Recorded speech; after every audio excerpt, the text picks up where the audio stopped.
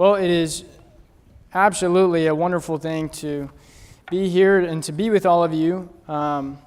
It can be somewhat of a anxiety-inducing thing to get up here, but it is always such a calm and relieving thing to be here with my brothers and sisters, praising God and trying to become better people after we leave.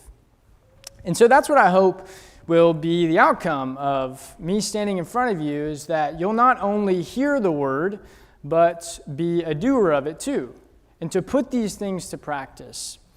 I feel like I need to acknowledge a few first. I'm very thankful to the elders for giving me this opportunity, not only to preach to you and to bring the word to you, but to also engage in some study myself. It's always a great thing to study for a sermon. Goes places I didn't know it would go all the time. But I want to begin by posing a bit of a question. I know it's very common, but I want you to think to yourself, what comes to mind when you think of Egypt? What immediately crosses through your mind? Is it maybe some sand, maybe some desert dryness, maybe some mummies? If you're like my mom, maybe you instantly thought of triangles or like pyramid-shaped things. That was supposed to be a joke and y'all were supposed to laugh, but that's just how my mom thinks. Well, whenever the children of Israel thought of Egypt, one thing usually came to mind: the Exodus. This monumental event for the children of Israel where they were under the rule of an evil oppressor who God proved he was really empowered to, and then saved them from slavery. What an amazing thing. An amazing story that I'm sure many of us are familiar with. It's an amazing thing, right? God knew this event was important, and he constantly reminded them about how he brought them out of Egypt. In fact, the Old Testament accounts 90 to 100 different instances where God is reminding of the Exodus so that they wouldn't forget the truth about Egypt and start to glamorize, maybe in their minds, their old slavery as freedom from the oppression of God's law. And so this evening, this is the clicker, right? This evening, I want us to go back and remember Egypt, because Egypt still affects us today. The motif, and I might use this word again, but when I say motif, I mainly mean theme. The motif of Egypt is seen throughout the Bible. And it's important to note that the scriptures refer to Egypt literally almost as much as they do in a metaphorical sense. In Exodus, we see Egypt referred to in a way that is memorable to the Israelites and likely top of mind to you if you've read much of the Old Testament. The first part of the story of Exodus introduces us to the Hebrew people as they live in Egypt. And not even 10 verses into the first chapter, the book of Exodus shows us this oppressive and shrewd king of Egypt, Pharaoh. He feared the strength that the Hebrews had in numbers because they were a people who multiply. They took after Genesis and they multiplied. And so the scriptures say they ruthlessly made the people, referring to the Egyptians ruthlessly made the people of Israel work as slaves and made their lives bitter with hard service and mortar and brick and all kinds of work in the field. The king of Egypt wanted to stamp out the people of God. And so he ordered the midwives to also kill the male babies, to leave the females so that maybe then they could intermingle with the Egyptians and slowly be wiped out as a people. And in a final attempt to assert his rule of sorts over these people as their God, he wouldn't allow them to leave Egypt to go sacrifice to the one true and living God. This was horrible for the Hebrews. And rightfully so. In Exodus chapter 2, verse 23, it says, "The people of Israel groaned because of their slavery and cried out for help."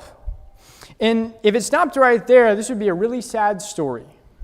But it says, their cry for rescue from slavery came up to God, and God, hearing their groaning, He saved them. The Israelites were not safe in Egypt. They were constantly beaten into submission by a self-righteous and evil master. The people longed for liberation, and the Lord had compassion on them.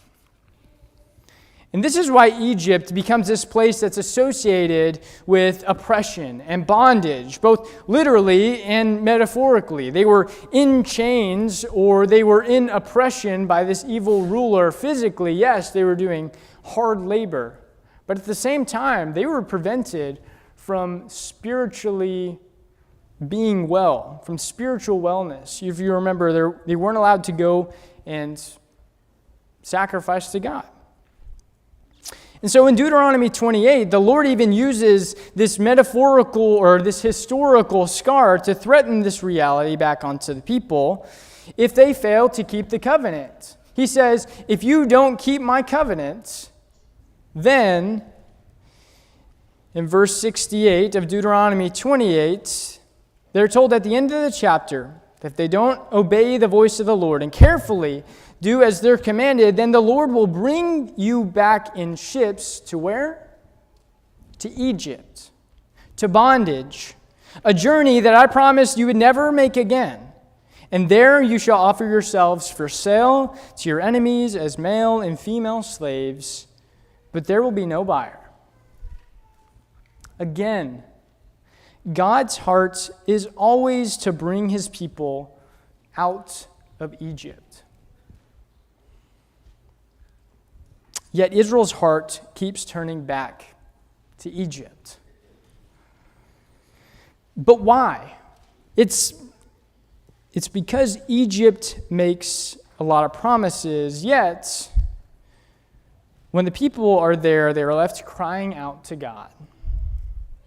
Egypt symbolizes a false sense of security.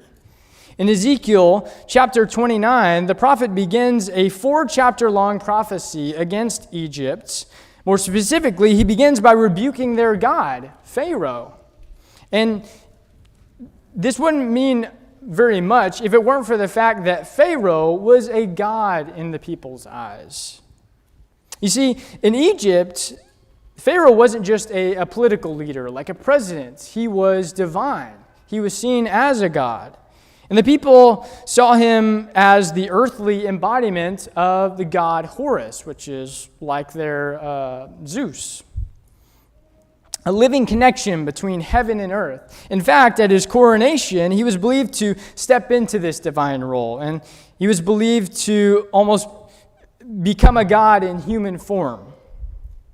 And so, while he was there, and while everyone knew he was still a man, they believed the very power of God rested on him.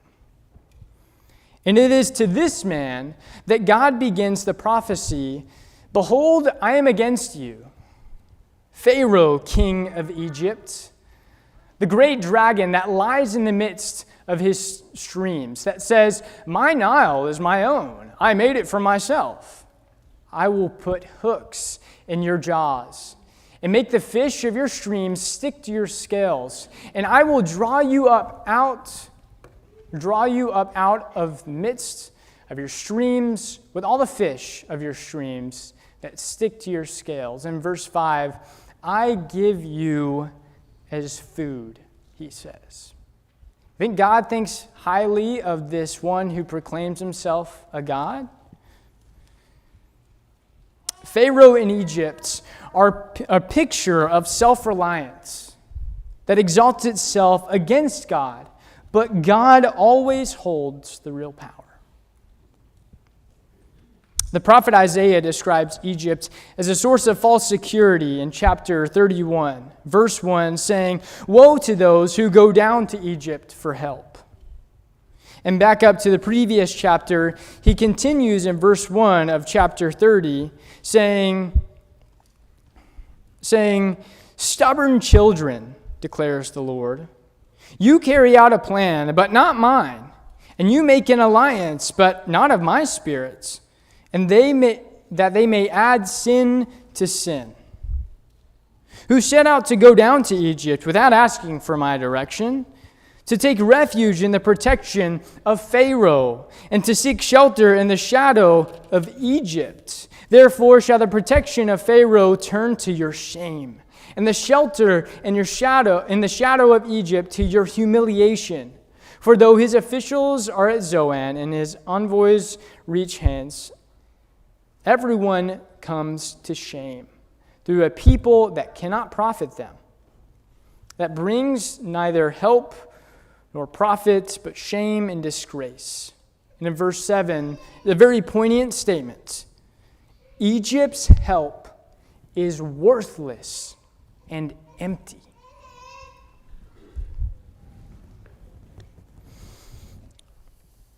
Revelation 11 reveals another view of Egypt.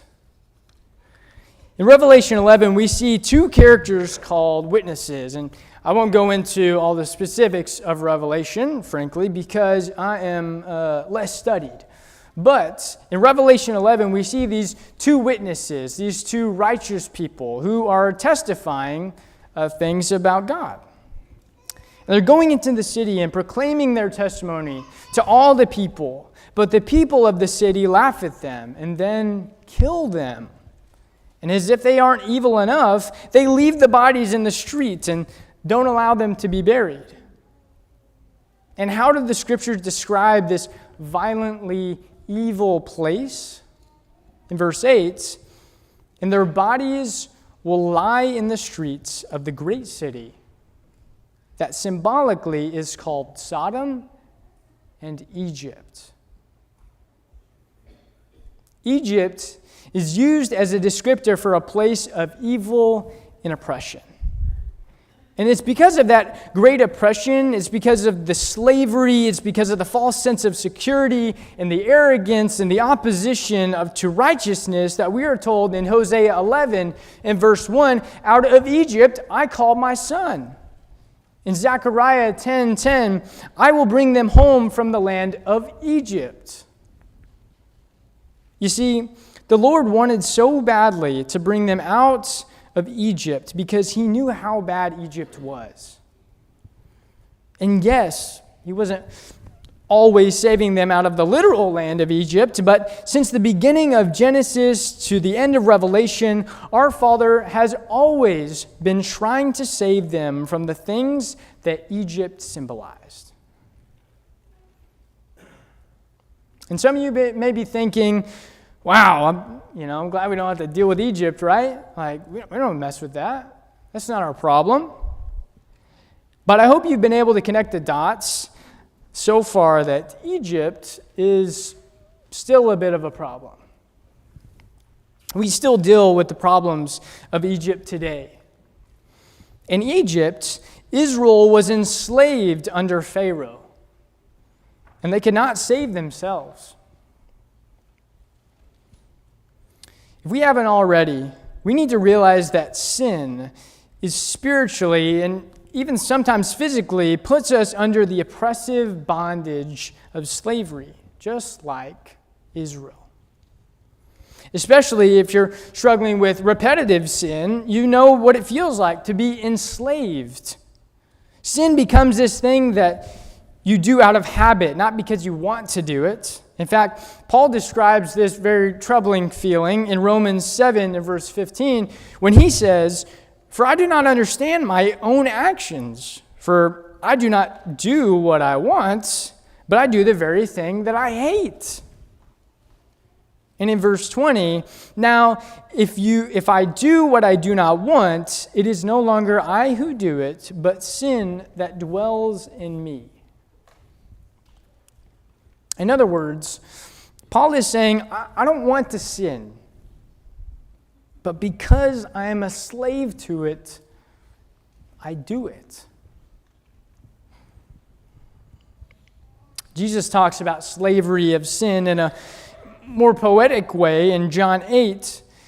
Jesus has been teaching several truths about himself throughout John's gospel. In some ways he says, I am the way, I am the vine, I am the bread of life.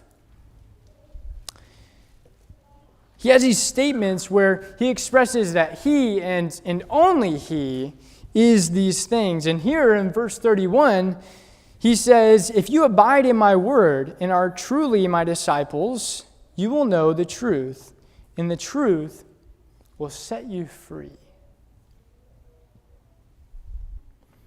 I don't know about you, but this always confused me. Truth sets me free? Jesus, what do you mean you are the truth and somehow it sets me free? And come on, I got rights, you know. I feel pretty free. I've not been enslaved to anything. Well, the Jews responded like that, saying, wait a minute, Jesus. We're offspring of Abraham and have never been enslaved to anyone. So how is it that you say you will become free? We're free. And Jesus answered them, truly, truly, I say to you, everyone who practices sin is a slave to sin. Here's the fact of the matter. Sin enslaves us to lives that dishonor God, that harm ourselves, harms the people we love, harms our neighbors, the people around us, whether we know it or not. And apart from Christ, we have no way out of Egypt. However, Egypt is not just a place of sin and oppression for us, but just like the children of Israel, it gives us a false sense of security. If you'll remember from the passage we read earlier in Ezekiel and Isaiah, the children of Israel looked to Egypt as this place of provision. They viewed it as a place they could go and get horses for their armies when they needed it. It was a place that they could go and be nourished during famine. But Egypt always failed on its promises. And so does the devil with his lies. We lie, trying to protect ourselves from consequences, but the lie always collapses, leaving us more broken than before. And perhaps this one's a bit more pertinent to the course-taking people here. We cheat, thinking we found a shortcut. And yes, it may be a shortcut, but it's a shortcut to a harder time. Or maybe we work all the time, seeking the security of money, but in the process, our soul suffers or our relationship with others do. Or maybe we go back to the addiction, thinking it's going to provide us with something that God didn't.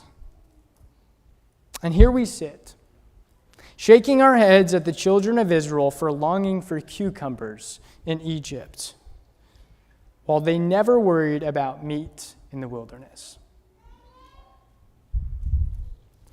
Egypt will always offer false promises. But as we get there, we will do just like the children of Israel and cry to our Father for help. Why do we want to return to Egypt when all Egypt does is let us down? And so we're reminded that we're called out of Egypt, out of sin, and not to return. And this goes into my last point. This is the reason we're going over these things tonight. Egypt is dangerous for our souls.